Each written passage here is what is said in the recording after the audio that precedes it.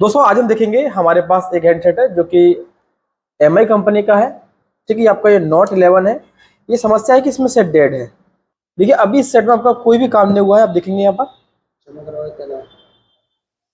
देखिए अभी इसमें आपका कोई भी काम नहीं हुआ, सील्ड आपका लगा हुआ है और ये सेट कंप्लीट डेड है। तो हम सबसे पहले चेक करेंगे, इसको चेक कैसे करेंगे कि स्टार्टिंग कहाँ से करना। तो स्टार्टिंग हम चेक करेंगे चार्जिंग में क्या ले रहा है। तो देखिए, तो यहाँ पर लगा दिया मैंने बेल्ट और हम चार्जिंग में चेक करेंगे। अब देखना इस साइड, देखिए यहाँ पर मैं लगा है, मतलब कि ये कोई भी करंट आपका नहीं ले रहा है। एक बार चेक कर दूसरे फोन से। तो देखिए एक हमारे पास दूसरा फोन है, देखो ये देखिए। अब हम लगाएंगे चार्जर। तो देखिए ये हमारा एक चालू फैन सेट है, तो ये हमारा ये वाला पोर्ट है। ठीक है, यहाँ पर जो हमारा डेड है उसको लगाएंगे। तो देखिए ये हमारा सेट डेड है, इसको लगाते हैं। देखिए लगाया, देखो यहाँ पर इसका कोई भी करंट का हिसाब का यहाँ पर नहीं है, मतलब कि सेट में कोई भी करंट नहीं लिया। तो अब एक बार चेक करेंगे हम डीसी मशीन से। तो यहाँ पर देखा कि सबसे पहला हमने चेक किया इसे चार्जिंग पर कि ये क्या एम्पीयर ले रहा है, पर ये जो चार्ज करने इसने कोई भी एम्पीयर नहीं लिया। तो सेकंड हमारा काम होता है डीसी मशीन चेक करना। तो डीसी मशीन चेक करेंगे। देखिए यहाँ पर देखो डीसी हमारा सेट है, डीसी में सेट कर दिया है अपना। और अब देखना, ठीक है देखिए, और आप देखना इस साइड मशीन से, और यहाँ पर देखो ऑटो करंट कुछ भी नहीं है आपका। ऑटो आते पावर की, और आप देखना तो पावर प्रेस किया और इसने आपका 157, और हम पावर की छोड़ते हैं। देखिए ये आपका स्टक है। तो इसका मतलब है कि ये सेट में समस्या है वो कहीं ना कहीं सीपीयू से समस्या है, या इसका ईएमसी का हेल्थ में प्रॉब्लम है, इसलिए सेट हमारा इस तरह से स्टक हो गया है। तो देखा आपने, ये हमारा रीडिंग स्टक हुआ है। तो रीडिंग स्टक हमारा कब होता है, या तो सेट में हमारा समस्या सीपीयू का हो, अगर इसमें यूएफएस लगा हुआ है तो सीपीयू की समस्या हमारा सॉल्व हो जाएगा। अगर इसके अंदर ईएमसी है तो मान लीजिए हमारे फोन का हेल्थ खराब हो गया है। तो फिर हम इसका यूएफएस का हेल्थ चेक करेंगे। वीडियो को आप एंटर देखना, तभी आप समझ पाएंगे कि अभी के पीरियड में आपके पास बॉक्स ईजीटेक हो चाहे F64 हो, उससे यूएफएस की हेल्थ को रिपेयर कैसे करते हैं। तो इसमें आपकी यूएफएस की हेल्थ में प्रॉब्लम हो सकती है, तो वो भी हम चेक करेंगे। तो आपको इसमें कंप्लीट वीडियो मिलेगा कि रीडिंग स्टक है तो ये प्रॉब्लम सीपीयू से, अगर सॉल्व नहीं होता है तो हम किस तरह से यूएफएस को प्रॉब्लम करके इसको सॉल्व करेंगे। रीडिंग स्टक है तो पोर्ट चेक करते हैं। देखिए देखो यहाँ पर हमारा ये पोर्ट नहीं बनाएगा, बैटरी लगा देते हैं। देखिए यहाँ पर हमारा सेट ने पोर्ट नहीं बनाया, इसका मतलब है कि इसका सीपीयू को रिवॉल्व करने से प्रॉब्लम सॉल्व हो सकता है। ठीक है, अगर सॉल्व नहीं होता है तब हम एक बार क्या करेंगे, अब हमको इसका यूएफएस को भी चेक करना होगा कि इसमें प्रॉब्लम क्या हो सकती है। तो चलिए इसका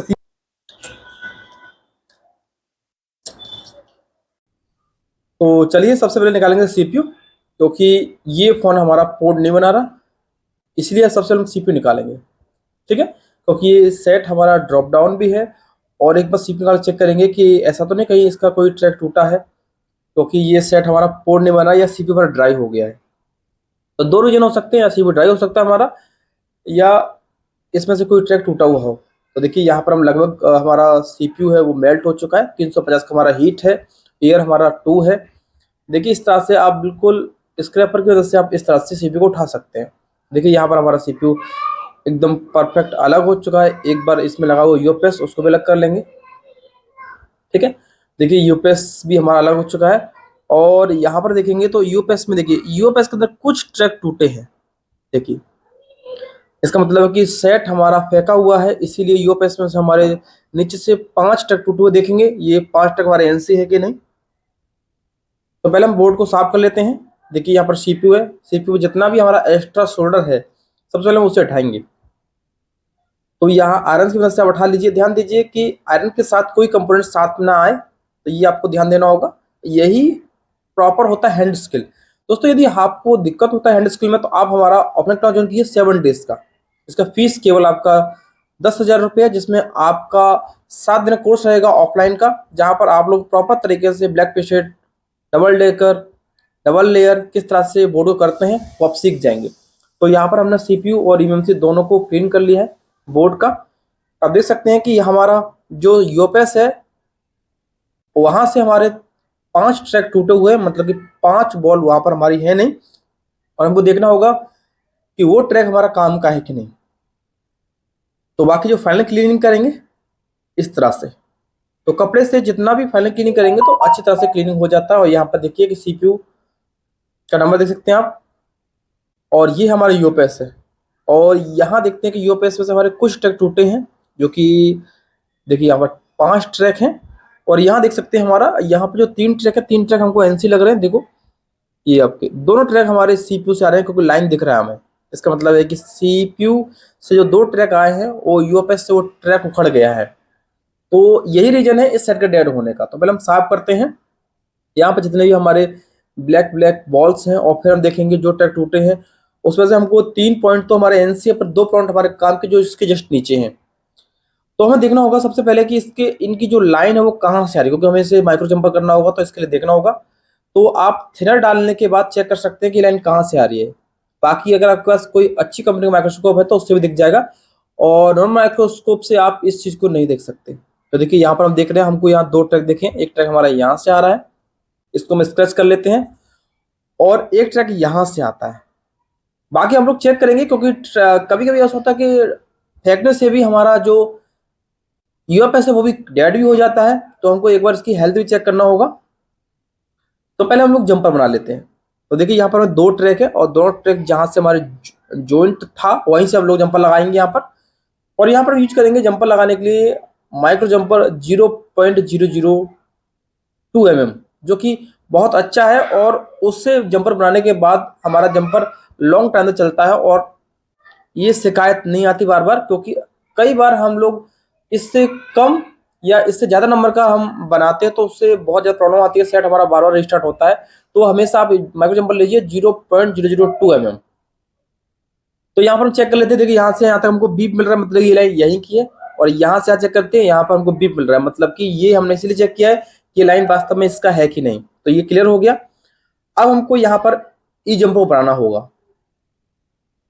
तो हम पहले पहले अपने स्टैंड में लगा लेते हैं, क्योंकि स्टैंड में जब तक नहीं लगाएंगे तब तक वो प्रॉपर आपका हैंड स्किल नहीं आएगा। क्योंकि अगर यूएफएस हिलेगा तो आपको बार बार दिक्कत होगी।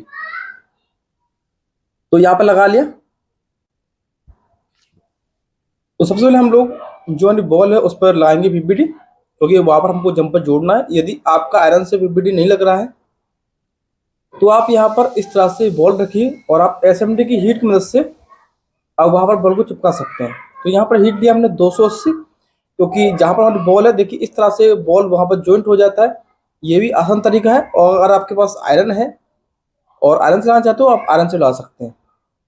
तो जो आपको अच्छा लगे आप उससे यूज कर सकते हैं। तो देखिए हमने यहाँ पर लगाया एसएमडी से, और हमारे जहाँ पर जो जंपर वायर है हम वहाँ पर जोड़ेंगे। तो यहाँ पर जंपर पर हमने लिया है 0.002 mm, और यहाँ पर हम लोग जंपर वायर को जोड़ेंगे। और यहाँ पर आप लोग आयरन से जोड़ सकते हैं, चाहे तो आप लोग एसएमडी जोड़ लीजिए, दोनों से आपके जुड़ जाएंगे। ठीक है, जंपर वायर है आपका, तो हम लोग यूज करें एसएमडी से, क्योंकि एसएमडी से प्रॉपर हमारा अच्छी तरह से वेल्ड होता है और शोल्डर भी अच्छी तरह से लग जाता है। देखिए यहाँ पर हमने दोनों को हिला दिया जंपर वायर, जिससे कि मजबूत हो गया जंपर वायर, हमारा निकलेगा नहीं। देखिए यहाँ पर साफ किया और हमारा जंपर वायर प्रॉपर बैठा हुआ है, इसलिए वो निकला नहीं है। अब हम यहाँ पर जितना भी है अब बनाएंगे हम जलेबी। ठीक है, आप जलेबी के लिए आप 2 ब्लेड यूज करें, या आपके पास एक अच्छा टूजर है तो उसका यूज कीजिए, और आप इस तरह से बना सकते हैं जलेबी। और ये जो छोटा है तो इसको आप यहीं पर बेंड कर देंगे। फिर हम यहाँ पर लगाएंगे यूवी मास्क। देखिए यूवी मास्क जो हमारा है वो आपका है ट्रांसपेरेंट है, मैकेनिक कंपनी का, और ये आपका 3 सेकंड के अंदर सूख जाता है। 3 सेकंड वाला है, इसका बहुत फास्ट ही सूखने का टाइम है। तो जितना भी हमें यूज करना है वो हम लगाएंगे, बाकी हटा देंगे, क्योंकि ये हमको ऐसी रोल करना हो इसीलिए। ठीक है, ये जो यूवी मास्क को 3 सेकंड में सूख जाता है। तो देखिए ये आपका सूख गया, और यहाँ पर तब तक सीपी रोल कर लेते हैं, तब तक हमारा यूवी मास्क हार्ड हो जाएगा। देखिए हमारा सीपी हमने रिवॉल्व कर लिया या यूनिवर्सल में किया। तो अगर आपको भी दिक्कत होता है किसी भी आईसी को रिवॉल्व करने में यूनिवर्सल में, तो आप हमारा ऑनलाइन क्लास ज्वाइन कीजिए, उसमें भी सीख जाएंगे। और नहीं तो आप ऑफलाइन आएंगे तो ऑफलाइन का 7 में कोर्स रहेगा, जिसमें आपको हैंड स्किल कंप्लीट सिखाया जाएगा, और वो केवल 10,000 के अंदर आप सीख सकते हैं, जिसमें रहना खाना आपका फ्री रहेगा।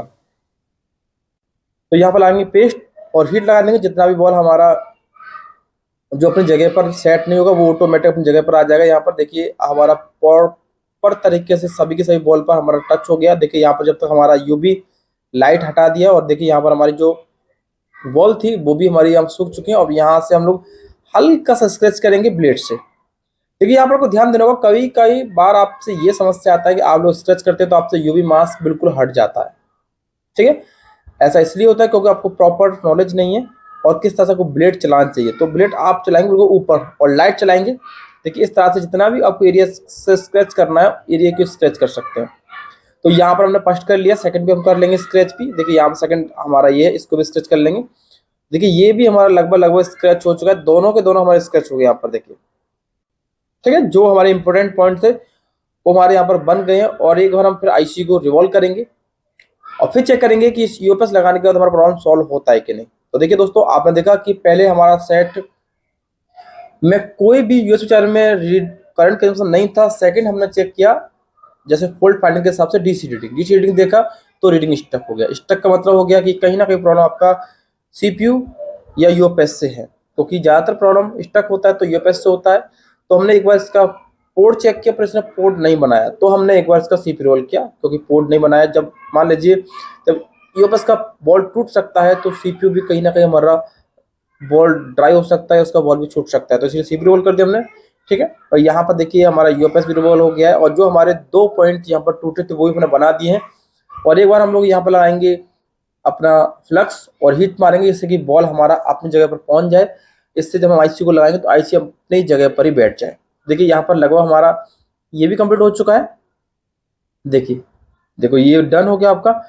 और हम यहाँ पर सीपीयू और यूएफएस दोनों को लगाएंगे। देखिए ये हमारा क्लियर है, दोनों पॉइंट सही बना हुआ है।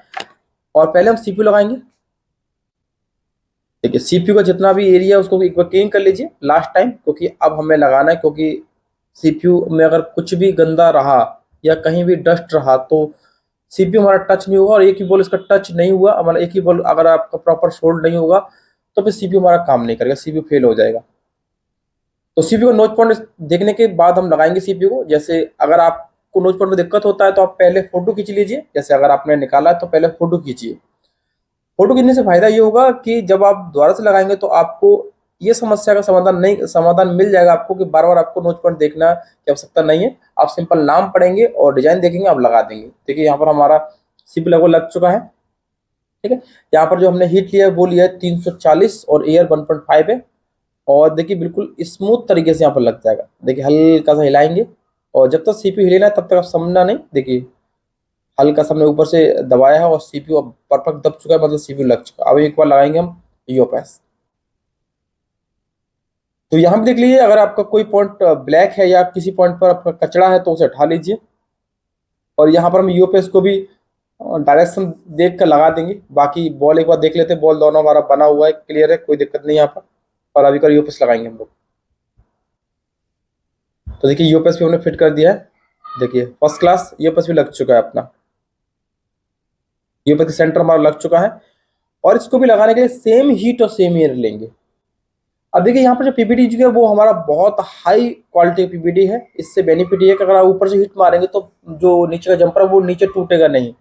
कई बार ऐसा होता है कि आप लोग एक बेकार कंपनी का पीपीडी यूज करते हैं या आपने जो यूज किया है यूवी मास्क वो बेकार कंपनी का, तो आप ऊपर से हीट मारेंगे तो पॉइंट्स नीचे गिर जाएंगे आपके जो जंपर लगाया आपने। देखिए यहाँ पर हमारा लगभग आईसी भी हिल गया है, लग गया है। तो एक बार चेक करेंगे। तो देखिए वो ठंडा हो गया। एक बार हम चाय में लगाएंगे और चेक करते हैं कि सेट हमारा चालू होता है कि नहीं। तो देख सकते हैं कि हमारा सेट चालू हो गया है। तो दोस्तों इस तरह से आप भी फोल्ड को बना सकते हैं। फिर मिलेंगे किसी और वीडियो, जब तक